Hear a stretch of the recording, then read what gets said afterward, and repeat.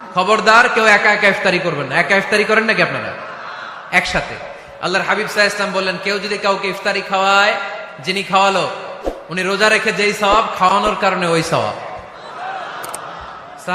সাহাবারা বললেন, ইয়া রাসূলুল্লাহ, ইফতারি খাওয়ানোর মতো পয়সা তো আমাদের নাই। আল্লাহর হাবিব সাল্লাল্লাহু আলাইহি ওয়াসাল্লাম বললেন, ওয়ালাউ বিশারবাতিমা, যদি এক ঢোক পানি দিয়েও ইফতারি খাওয়া তবেও এই সওয়াব পাওয়া যাবে। ওয়ালাউ বিআযকা চিলাবান, এক ঢোক দুধ দিয়ে খাওয়ালো। ওয়ালাউ বিতামরা, একটা খেজুর দিয়ে ইফতারি করালো এই সওয়াব। সুবহানাল্লাহ পড়েন। দুই ভাই ইফতারি করতে বসছেন, আপনার প্লেট থেকে একটা পেঁয়াজু আপনার ভাইয়ের প্লেটে দিলেন, আপনার ভাই একটা খেজুর আপনার প্লেটে দিল, দুইজনের ইফতারি খাওয়ানোর সওয়াব হয়ে গেছে। সুবহানাল্লাহ কইতে পারলেন না? পারবেন সবাই? একসাথে খাবেন না আলাদা?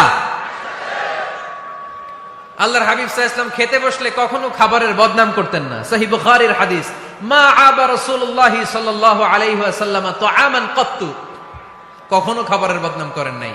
এই 63 বছরের জীবনে কখনো না, একবারও না। ইনিশতাহাহু আকালাহু, ভাল লাগলে খাইতেন, বেশি বেশি খাইতেন।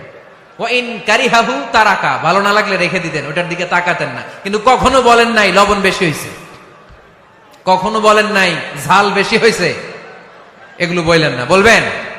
মহিলা প্যান্ডেলের ভাবিরা খুব খুশি, এখন খুশি হয়ে গেছে। ভাবিদেরকে বলবো, আপনারাও আপনাদের সর্বোচ্চটা দিয়ে ভাইয়ের জন্য রান্না করেন, যাতে ভাইয়ের খেতে কষ্ট না হয়, ঠিক কিনা? চেক এন্ড ব্যালেন্সের দরকার আছে না নাই? Islam is check and balance, very balanced religion, খুবই ভারসাম্যপূর্ণ জীবন ব্যবস্থা। খাবারের বদনাম করবেন না, খাবেন, খাওয়ার শেষে শুকরিয়া করবেন কার? বাসায় একসাথে খাবার খান, আলাদা আলাদা না। কিভাবে? একসাথে। যদি একান্নবর্তী ফ্যামিলি হয়, ভাই বোন চাচা মামা একসাথে, তাহলে ছেলে মেয়েরা একসাথে বসবেন না। ছেলেরা সবাই একসাথে, তাদের খাওয়া শেষ, এরপরে মেয়েরা সবাই